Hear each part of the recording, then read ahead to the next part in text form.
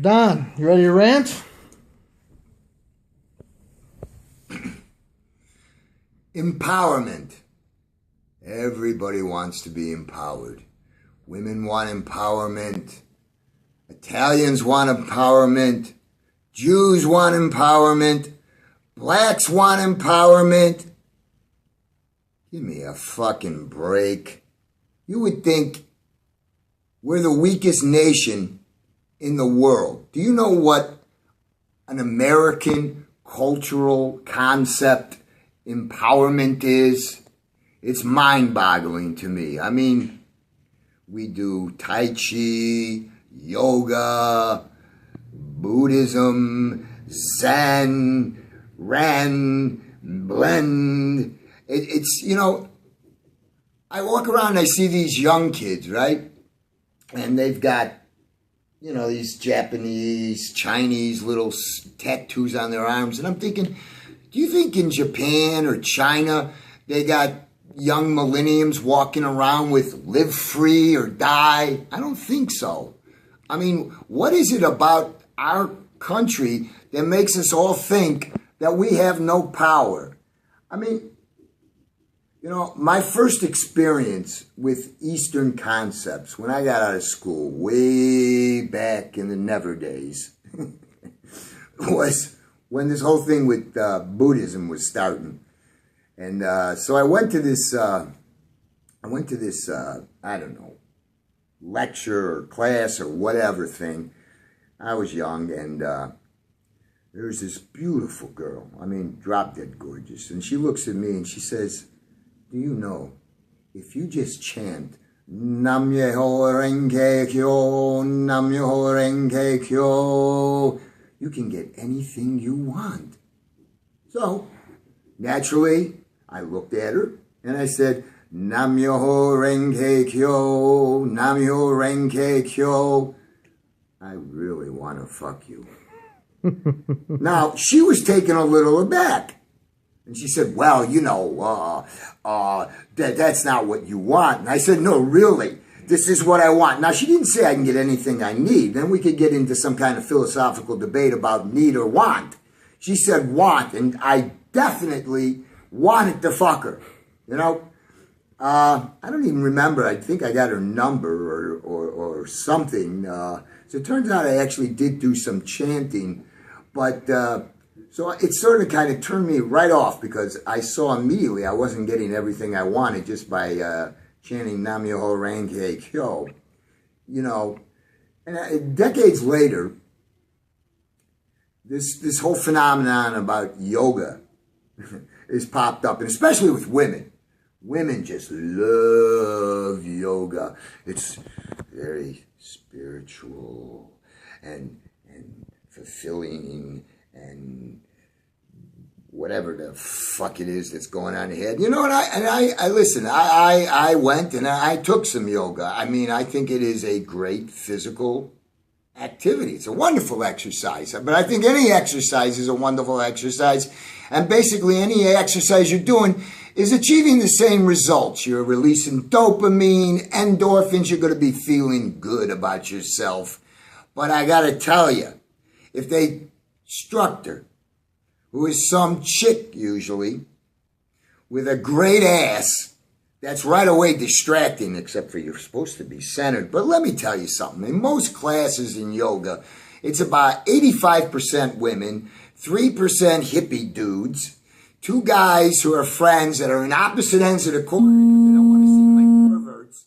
And you're sitting there and everything, first of all, is downward dog. So you're either staring at some ass in front of you, which is definitely taken out of whatever you're supposed to be meditating on, or you're down looking at somebody else's breasts. Now look, let's be realistic. Any guy in a class is going to be looking at tits and ass. It's the nature of the male species. We love tits and ass. So this instructor comes over to me and she puts her hands on me. She says, I know you're feeling so many emotions. Just let it release. And I'm thinking the only thing I'm really trying to do is not get erection to look like an idiot here. Believe me, There's no real personal kind of emotional distress I'm going through, except, God, that girl has a great ass. And why can't I get it anymore? Because I'm past that age where I'm in the market pool. And any guy who says he's going to yoga because he's getting in touch with his self, you know, it's another one of our problems with our friggin' culture. We're so self-obsessed, be self-absorbed, that we're not looking at the rest of the friggin' world. It's not about what's here. It's about how do we interact with everybody else. If we interacted with more people and less within ourselves, we probably would actually have a better life. It's mind-boggling how the culture has changed so much. I mean, when I was young, you could walk down the street, you could meet a girl at a bus stop, you'd have a conversation. It's like, hey, what's up, baby? And you'd be, I think the kids call it knocking boots. Nowadays, you can't get anybody that will even look you in the eye. See, four kids, they're all together. None of them are even talking to each other. They're all on their iPhone, iPad. I don't want to interact with you, so why are we all out together? Let's go get on our phone. They're beeping each other. Are they fucking insane? What is the point of being together if you're not interacting with each other? I mean, we really have to, and what amazes me is you know, you really can't approach anyone and just have a conversation anymore without being the paranoia that hit our country, that everybody's so afraid that we get more and more isolated and more scared. And the same girl that wouldn't look you in the eye and say, hi, how you doing? Want to have a cup of coffee? Would be on the internet with a dildo fucking herself saying, hi, want to meet me? But if you actually saw her in person, she wouldn't come near you. I'm telling you, there is something really gone fucked up in our society. Now, I'd like to throw out a few stories or antecedents about my youth, just because it's my friggin' rant and I can do it. Way back when I was considered a prospect, a hot young actor. You know, another thing that people don't understand is you have windows of opportunity, and they shut very quickly. The truth of the matter is I probably didn't really have the balls when all my peers were moving out to L.A., who are now big names. You know, I thought I could do something. I got caught up in the whole bullshit egoism, which was my bad, so fuck it, you know. I missed that. But was it this true story? Gonna use some real names. Anybody who wants to sue me, come on. They're all factual. It was in this theater contest that all the universities across the country do. It's called the American College Theater Festival. And my school, SIU, won. So we went up to Stevens Point, Wisconsin, which was the regional finals. And we were there. And ISU was one of the college. And all the kids from ISU, which went on to form Steppenwolf, which is now world famous. And we were doing this play, which, by the way, we won. We beat ISU, which means we beat Steppenwolf's show. Ding, ding. I met this girl. There was this big gathering. There was, you know, big gathering of people, and this girl comes up to me, and she starts talking to me, and this guy comes by and grabs her away, and I'm figuring, what the hell? I don't know.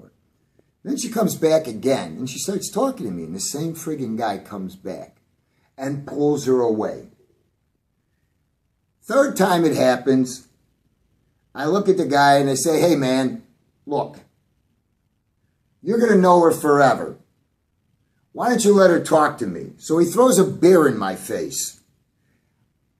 Big uproar, ruckus, fight. I don't even remember who the kid was. I'm screaming, Illinois State sucks. My classmates are saying, Don, calm down. We're going to get thrown out of here. Blah, blah, blah. So the next day we did our play. We're a big hit. I hook up with the girl, Moira Harris, who later on went to marry Gary Sinise.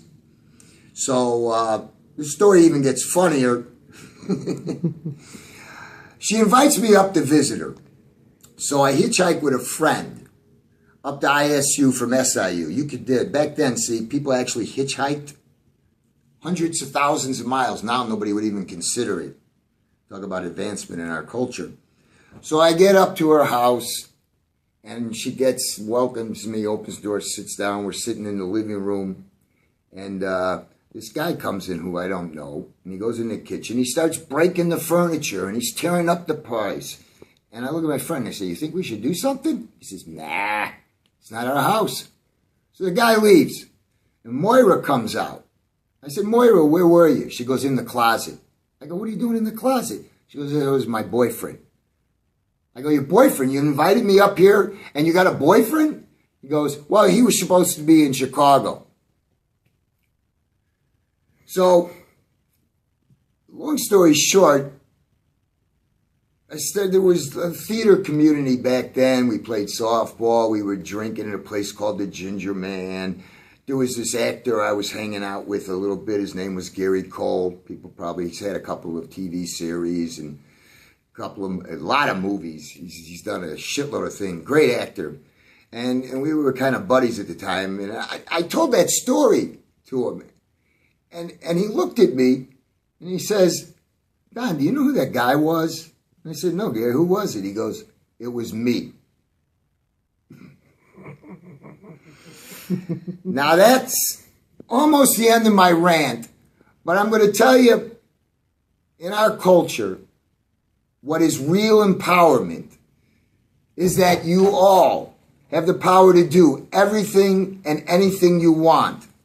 But our real God, the real God in our society is this. This is what gives our culture and our society in America power. And I want to thank my producer for having one of these. And we'll see you next week with another rant.